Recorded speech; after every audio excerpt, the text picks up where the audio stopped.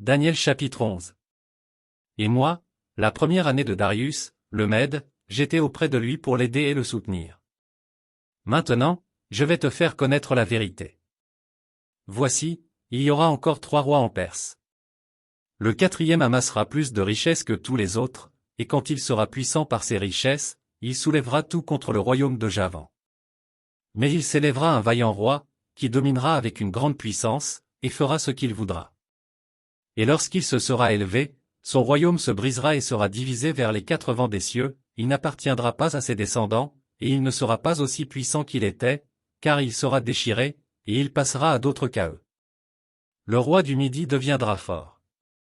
Mais un de ses chefs sera plus fort que lui, et dominera, sa domination sera puissante. Au bout de quelques années ils s'allieront, et la fille du roi du Midi viendra vers le roi du Septentrion pour rétablir la concorde. Mais elle ne conservera pas la force de son bras, et il ne résistera pas, ni lui, ni son bras, elle sera livrée avec ceux qui l'auront amenée, avec son père et avec celui qui aura été son soutien dans ce temps-là. Un rejeton de ses racines s'élèvera à sa place, il viendra à l'armée, il entrera dans les forteresses du roi du Septentrion, il en disposera à son gré, et il se rendra puissant. Il enlèvera même et transportera en Égypte leurs dieux et leurs images de fonte, et leurs objets précieux d'argent et d'or. Puis il restera quelques années éloigné du roi du Septentrion. Et celui-ci marchera contre le royaume du roi du Midi, et reviendra dans son pays. Ses fils se mettront en campagne et rassembleront une multitude nombreuse de troupes, l'un d'eux s'avancera, se répandra comme un torrent, débordera, puis reviendra, et ils pousseront les hostilités jusqu'à la forteresse du roi du Midi.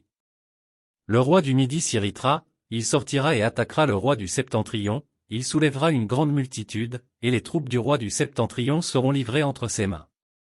Cette multitude sera fière, et le cœur du roi s'enflera, il fera tomber des milliers, mais il ne triomphera pas. Car le roi du Septentrion reviendra et rassemblera une multitude plus nombreuse que la première, au bout de quelque temps, de quelques années, il se mettra en marche avec une grande armée et de grandes richesses. En ce temps-là, plusieurs s'élèveront contre le roi du Midi, et des hommes violents parmi ton peuple se révolteront pour accomplir la vision, et ils succomberont. Le roi du Septentrion s'avancera, il élèvera des terrasses, et s'emparera des villes fortes. Les troupes du Midi et l'élite du roi ne résisteront pas, elles manqueront de force pour résister. Celui qui marchera contre lui fera ce qu'il voudra, et personne ne lui résistera, il s'arrêtera dans le plus beau des pays, exterminant ce qui tombera sous sa main. Il se proposera d'arriver avec toutes les forces de son royaume, et de conclure la paix avec le roi du Midi, il lui donnera sa fille pour femme, dans l'intention d'amener sa ruine, mais cela n'aura pas lieu, et ne lui réussira pas. Il tournera ses vues du côté des îles, et il en prendra plusieurs, mais un chef mettra fin à l'opprobre qu'il voulait lui attirer, et le fera retomber sur lui. Il se dirigera ensuite vers les forteresses de son pays, il chancellera, il tombera, et on ne le trouvera plus. Celui qui le remplacera fera venir un exacteur dans la plus belle partie du royaume, mais en quelques jours il sera brisé, et ce ne sera ni par la colère ni par la guerre.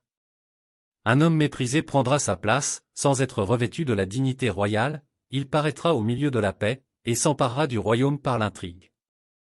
Les troupes qui se répandront comme un torrent seront submergées devant lui, et anéanties, de même qu'un chef de l'alliance. Après qu'on se sera joint à lui, il usera de tromperie, il se mettra en marche, et il aura le dessus avec peu de monde. Il entrera, au sein de la paix, dans les lieux les plus fertiles de la province, il fera ce que n'avaient pas fait ses pères, ni les pères de ses pères, il distribuera le butin, les dépouilles et les richesses, il formera des projets contre les forteresses, et cela pendant un certain temps. À la tête d'une grande armée il emploiera sa force et son ardeur contre le roi du Midi. Et le roi du Midi s'engagera dans la guerre avec une armée nombreuse et très puissante, mais il ne résistera pas, car on méditera contre lui de mauvais desseins. Ceux qui mangeront des mets de sa table causeront sa perte, ses troupes se répandront comme un torrent, et les morts tomberont en grand nombre. Les 2 rois chercheront en leur cœur à faire le mal, et à la même table ils parleront avec fausseté.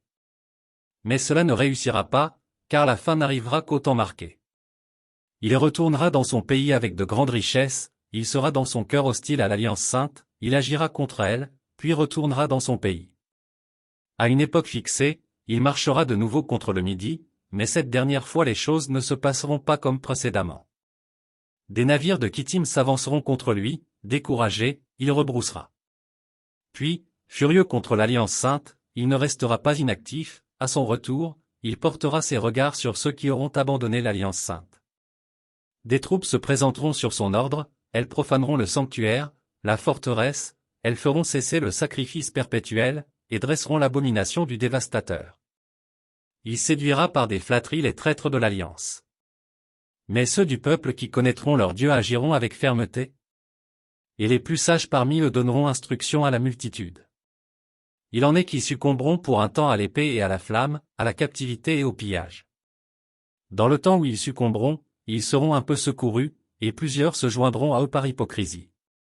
Quelques-uns des hommes sages succomberont, afin qu'ils soient épurés, purifiés et blanchis, jusqu'au temps de la fin, car elle n'arrivera qu'au temps marqué.